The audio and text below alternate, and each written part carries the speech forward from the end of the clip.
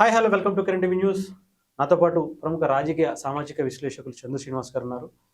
ముఖ్యంగా హరిహర వీరమల్లు గురించి ఒక చరిత్ర సృష్టిస్తుందనే చెప్పాలి. తెలుగులోనే కాదు, తెలుగుకు సంబంధించినటువంటి కొంతమంది రివ్యూ రైటర్స్ నెగిటివ్గా ఇచ్చిన, ముఖ్యంగా ఇతర రాష్ట్రాలు, ఇతర ప్రాంతాల వాళ్ళు, ఇతర భాషల వాళ్ళు ఈ హరిహర వీరమల్లుని ఆకాశానికి ఎత్తుతున్నారు. అసలు మనకున్న రివ్యూ రైటర్స్కి వాళ్ళకి ఉన్నటువంటి తేడా ఏంటి తెలుసుకునే ప్రయత్నం. సార్ నమస్తే. నమస్కారం సార్, తెలుగు రాష్ట్రాలకు సంబంధించి కొంతమంది, అది కూడా కొంతమంది నెగిటివ్గా ఇచ్చారు, ఒకరిద్దరు. మిగతా వాళ్ళు, ముఖ్యంగా ఇతర రాష్ట్రాలు, ఇతర భాషల వాళ్ళు చాలా అద్భుతంగా రివ్యూస్ ఇస్తున్నారు. ఇంకా చెప్పాలంటే ఈ రోజు నిన్నటి నుంచి ఇంకా పెరిగిందని చెప్పాలి రివ్యూ పాజిటివ్గా రావటం. ఏమంటారు? దీన్ని బట్టి నేను ఏమనుకుంటానంటే చరిత్ర తెలుసుకుంటే మంచిది అనుకుంటాను. మీరు చెప్పిన దాంట్లో నేను నిన్న చూసా, మళ్ళీ ఉదయం కూడా చూశాను. కోమల్ నహతా అని ఆయన బాలీవుడ్ ప్రముఖ సినిమా క్రిటిక్, సినిమా విశ్లేషకుడు, మంచి అనాలిసిస్ ఉన్న వ్యక్తి, 6 దశాబ్దాల పైన అనుభవం ఉన్న వ్యక్తి. ఆయన ఈ సినిమా గురించి రివ్యూ రాశాడండి. టైమ్స్ ఆఫ్ ఇండియాలో, టైమ్స్ నౌలో రాస్తున్నాడంటే మామూలు విషయం కాదు కదా.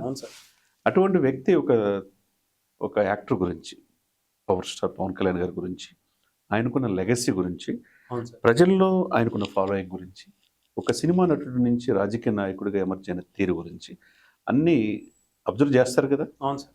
5 భాషలో రిలీజ్ అయినప్పుడు పాన్ ఇండియా మూవీ వస్తుంది. వీరమల్లు ఏంటి, సనాతన ధర్మం ఏంది, హిస్టరీ ఏంది కూడా చూసుకుంటారు కదా. అవును సార్.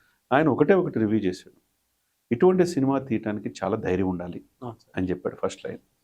2, దీంట్లో కంటెంట్ చూడండి అన్నాడు. 3, అతి ముఖ్యమైనది ఏంటంటే, మీరు ఏదో గ్రాఫిక్స్ అయ్యి విజువల్ ఎఫెక్ట్స్ అంటారు, అది పక్కన పెట్టండి. కంటెంట్ ఏంది, సినిమా లైన్ ఏంటి, స్టోరీ ఏంటి. ఇప్పుడు ఒక సినిమాలో, గబ్బర్ సింగ్ సినిమాలో అనుకుంటా, కట్అవుట్, ఆయన కట్అవుట్ చాలని చెప్పేసి ఒక డైలాగ్ ఉంటుంది ఏదో. అలా ఈ మనిషి యొక్క ఆ ధైర్యాన్ని మెచ్చుకోవాలి ముందుగా. రాజకీయాల్లో ఉండి ఓట్లు పోతాయే, జహంగీర్ అంటే ఆయన ముస్లిం కదా అనే ఇది ఎక్కడ, ఇది కళ. నా సినిమాలు బాయ్కాట్ చేస్తానంటే చేసుకొని పో, నాకేం పరక పడదన్నాడు. అంటే ఏంటి, మనకు తెలియని చరిత్రని, మన సివిలైజేషన్ని, మన సంస్కృతిని. ఎందుకంటే హరీష్ గారు, నేను కూడా చరిత్ర చదువుకున్నా, యూనివర్సిటీ విశ్వవిద్యాలయం నుంచి లా చదువుకున్నా. చరిత్ర చదువుకొని ఇక్కడికి వచ్చాం. సింధు నాగరికత కాడి నుంచి ఎలా ఉద్భవించింది, ప్రపంచానికి మనం ఏమి నేర్పాము, ఆనాడి వేదాలేంటి, ఋగ్వేదం, యజుర్వేదం, సామవేదం, అధర్వవేదం, వేదాలు ఏం చెప్తున్నాయి, మౌర్య సామ్రాజ్యం గొప్పతనం ఏంటి, అశోకుడు ఎంత ఆదర్శవంతం రాజు అయ్యాడు, కళింగ యుద్ధం ఏంటి, తర్వాత గుప్త సామ్రాజ్యం, గుప్తులు స్వర్ణయుగం ఏంటి, విజయనగర సామ్రాజ్యం ఏంటి, ఇవన్నీ చూసున్నాం. వీటితో పాటు చదువుకున్నాం, మనం గ్రూప్స్ కూడా ప్రిపేర్ అయ్యాం. అదేవిధంగా చోళులు గ్రామ పరిపాలన ఏంటి, అదే ఇక్ష్వాకులు, రాష్ట్రకూటులు, ఇవన్నీ కూడా చాలామంది, పల్లవులు, అన్నీ కూడా చదువుకున్నాం. అందుకని నేనేమంటానంటే, చాలామంది గొప్ప వాళ్ళు మనకి ఉంటారు. పవన్ కళ్యాణ్ గారు ఈ విషయంలో ఒకటి చెప్తానండి హరీష్ గారు, వాస్తవానికి దగ్గరగా చెప్తా. ఆయనకి ఎందుకు హృదయాలకు అత్తుకుంటాడో కూడా చెప్తా. మనం మొట్టమొదటిగా చూసుకుంటే, అంగవైకల్యాన్ని అవహేళన చేసిన స్టీఫెన్ హకింగ్స్ కంటే మనం గొప్ప వాళ్ళం కాదు. వీల్ చైర్లో ఉండి పరిశోధనలు చేశాడు ప్రపంచానికి, చనిపోయేవారికి. కటిక దారిద్ర్యాన్ని అనుభవించి కన్యాకుమారి రైల్వే స్టేషన్లో పేపర్లో అమ్మిన అబ్దుల్ కలాం గారి కంటే గొప్ప వాళ్ళం కాదు. అదేవిధంగా జాత్యహంకారాన్ని ఎదురొడ్డి నెల్సన్ మండేలా కంటే మనం గొప్ప వాళ్ళం కాదు. అదేవిధంగా చెగువేర పోరాటాలు కావచ్చు, 23 సంవత్సరాల్లో ఉరికంబాన్ని ముద్దాడిన భగత్ సింగ్ అంటే మన గొప్పవాళ్ళం అండి. ఇవన్నీ కూడా చరిత్రలో చదివి అవపాసన పొట్టి, ఈ దేశానికి నేను పుట్టిన గడ్డకి ఏదైనా చేయాలన్న తలంపుతో, వీళ్ళందరి భావాలతో పునికి పుచ్చుకున్న ఉన్న వ్యక్తే పవన్ కళ్యాణ్. కాబట్టి భయపడే వ్యక్తి కాదు. ఈ సినిమాలో ఏం చూడాలా, నీ దేశాన్ని, నీ సంస్కృతిని, నీ సివిలైజేషన్ని ఏ విధంగా దెబ్బ కొట్టారు, ఏ విధంగా దేవాలయాలు ధ్వంసం చేశారు, దేవతల విగ్రహాలు ధ్వంసం చేశారు, సనాతన సంప్రదాయాన్ని అగౌరవపరిచారు. మంచి చూడాలా, చెడు చూడాలా. మీకు అది ఓపిక కూడా లేకపోతే, ఇప్పుడు 99% ఈ సినిమా సక్సెస్ అని చెప్తా ఉంటే, ఆ 1%లో వీళ్ళు ఉండి కొంతమంది వీళ్ళ ప్రాపకం కోసం డబ్బులు ఆశ కావచ్చు, ఏదైనా కావచ్చు, ఏదైనా ఉంటే దేనికి మిగతా దానికి చూసుకోవాలి తప్పితే, సినిమా అంటే 5 సంవత్సరాలు కష్టపడి తీస్తారు సార్. ఎన్నో ప్రయాసాలు ఉంటాయి, 24 క్రాఫ్ట్స్ ఉంటాయి, దాని మీద ఆధారపడి వేలాది మంది ఎంప్లాయీస్ ఉంటారు. అటువంటిది ఈజీగా సినిమా రిలీజ్ కాకముందే నెగిటివ్ ట్రోల్ స్టార్ట్ చేస్తారు.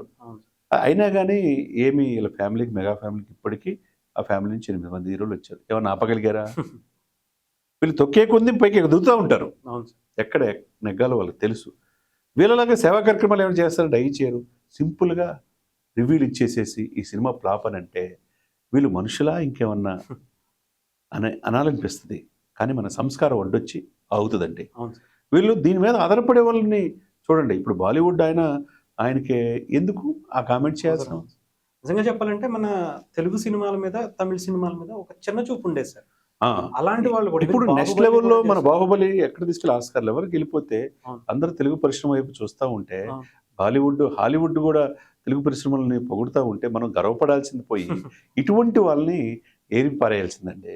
వీళ్ళు వీళ్ళు వీళ్ళు వీళ్ళు ఏ హక్కు ఉంది వీళ్ళకి అసలు చరిత్ర తెలుసా? కూర్చోబెట్టి నా ముందు కూర్చోబెట్టమనండి. ఎవరైతే విమర్శించే ఒకళ్ళిద్దరు ఉన్నారో పేర్లు చెప్పడం కూడా అనవసరం వాళ్ళకి.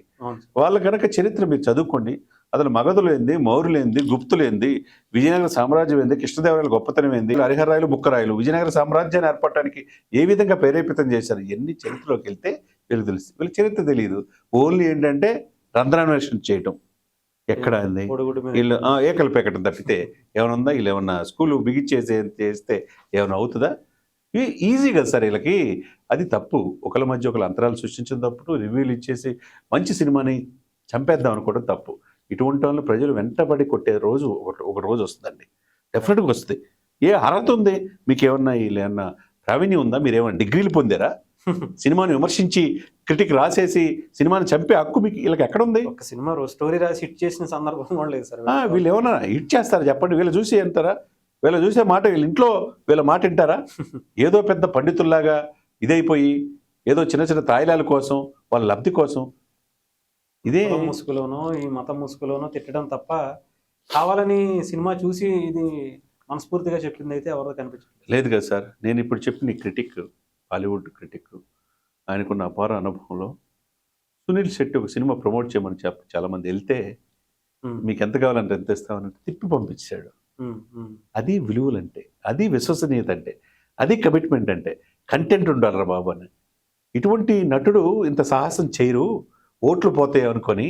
కానీ మన తెలియని ఇది గొప్పతనాన్ని ఆ రోజు మొఘలు నియంతృత్వ ధోరణి, నిరంకుశ వైఖరిని కళ్ళగట్టినప్పుడు చూపించడం నిజంగా సాహసమే. హ్యాట్సాప్ చెప్పాలని చెప్పేసి దానికి రేటింగ్ టైమ్స్ ఆఫ్ ఇండియాలో, టైమ్స్ నౌలో ఇచ్చారంటే ఏంటి?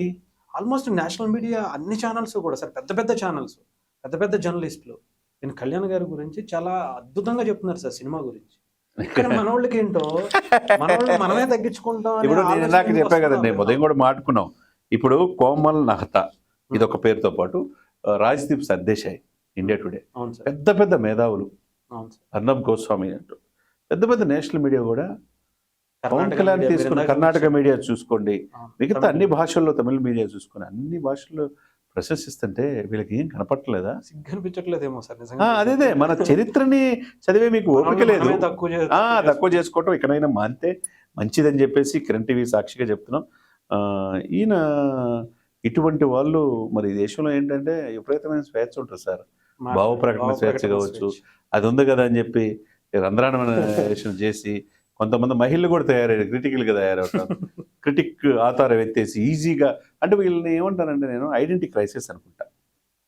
ఇప్పుడు మీరైనా జర్నలిస్టు, నేను అనలిస్ట్ అనుకోండి, కొద్దిగా గొప్ప ఈ సమాజాన్ని చదివి సమకాలీన పరిస్థితులపైన అవగాహన ఉంటే కానీ మనం ముందుకెళ్ళాం. అసలు ఏంటి పరిస్థితి, వాస్తవాలు తెలుసుకోకపోతే వీళ్ళు ఈజీగా ఏదో ఒకటి చిన్నదాన్ని పట్టుకొని అక్కడ ఇది ఎందుకు పెట్టారు, అసలు మీరు దర్శకులు అవ్వచ్చుగా. అంతేగా, ఒక సినిమా తీసేమన్నా హిట్ చేసి మీరేమన్నా ఒక సినిమా ఒక 2 సీన్లు 2 నిమిషాల పాటు సీన్లు అంత లేదు సార్. ఇది ఇప్పుడు నేనేమంటానంటే ప్రజాస్వామ్యంలో విలువలు కాపాడుకోవాలా. ఈ కోమల్ నహతా లాంటి వాళ్ళు సీనియర్ జర్నలిస్టులు, క్రిటిక్స్ ఉన్నారు కాబట్టి సినిమా పరిశ్రమ బతుకుతుంది. లేకపోతే ఏదైతే చిన్న ఛానల్, యూట్యూబ్ ఛానల్ పెట్టుకొని దాన్ని అడ్డం పెట్టుకొని వీళ్ళు మళ్ళీ యాడ్ల కోసం పరితపించి యాడ్లు కూడా తెచ్చుకుంటారు. మరి ఈ చిత్ర పరిశ్రమలు కూడా వాళ్ళకి ఇచ్చేటప్పుడు యాడ్లు కూడా గుర్తు పెట్టుకోవాలి. ఇక మీరు ఎవరికి ఇస్తున్నారు, ఎవరు మిమ్మల్ని మీ వెనక నిలబడుతున్నారు, ఉన్నట్టు చెప్తున్నారు, అది కూడా ఐడెంటిఫై చేసుకోవాలి. కొంతమంది ఇట్లా తయారయ్యారు. నిజంగా సార్, అది మన దౌర్భాగ్యం. ఎందుకంటే మన వాళ్ళని మనమే తప్పుకోవడం. ఇంకా ఇప్పుడు ఆయన కోమల్ నహతా అన్న ఆయన ఎంతో పెద్ద ఆయన, ఆల్మోస్ట్ అమితాబ్ బచ్చన్ గారి స్టార్టింగ్ స్టేజ్ నుంచి స్టేజ్ రాసుకుంటూ నుంచి వచ్చారు. అనేక రాసుకుంటాడు, ఎక్కడ కూడా ఒక నెగిటివ్ షేడ్ లేదు. ఆయన అటువంటి హిందీ పరభాష క్రిటిక్ అంత విశ్లేషణ గురించి ఇచ్చాడంటే, ఇటువంటి సినిమాల కంటెంట్ ఉంది అద్భుతమైనది. ఇది తీయాలంటే అంత గట్స్ ఏ నటుడు కూడా ఉండవు. అది పవన్ కళ్యాణ్ కూడా అదృష్టం. మనం తెలియని ఈ యొక్క చరిత్రని సమాజానికి తెలియజేశానని సినిమా పట్ల రివ్యూ ఇచ్చి అప్రిషియేట్ చేశాడంటే ఇంకెంతకంటే ఏం కావాలి సార్? అదో పెద్ద అవార్డు కింద చూడాలి సార్. కదా అండి, అంతే కదా సార్. పవన్ కళ్యాణ్ గారు ఇవన్నీ దాటి వచ్చాడు సార్. అది తెలిసే అందుకనే ప్రెస్ మీట్లో కూడా అరే బాబు మీరు రాసుకోండి అని చెప్పన్నాడు. ఏం ఫరక్ పడదు అన్నాడు. ఈ యొక్క రికార్డులు ఏమైనా ఆపగలుగుతుందా? కుటుంబాలు సినిమాలు థియేటర్కి వెళ్ళి చూస్తున్నారు. వీరమల్ల పాత్ర ఏంటి, మన చరిత్ర ఏంటి తెలుసుకోవడానికి ప్రయత్నం చేస్తున్నారు. వాళ్ళందరినీ అప్రిషియేట్ చేయాలి. ఇటువంటి వాళ్ళు వాళ్ళ జీవితం వాళ్ళు ఏంటి, వాళ్ళ మూలాలు ఏంటి కూడా గుర్తు తెచ్చుకుంటే మంచిది. ఇకనైనా మారండి అని చెప్పేసి జనం చాలా మంది అంటున్నారు సార్. చూద్దాం సార్ ఏం చేస్తాం, ఇంకా మనం భరించాలి అంతే. ఇలాంటి లేకపోతే వాళ్ళ మానసిక స్థితి పైన కొద్దిగా డౌట్ పడాల్సి వస్తుంది ఈ లెక్కన. నిజమే సార్. అంటే ఇప్పుడు కొంతమంది రివ్యూలు చదివే ఎమ్మెల్యేలు, అంటే వైఎస్ఆర్సీపీకి సంబంధించిన ఒక ఎమ్మెల్యే కూడా రివ్యూ చదువుతున్నారు. ఆ స్థాయికి పవన్ గారే తీసుకొచ్చాడు వీళ్ళందరూ. Right, sir.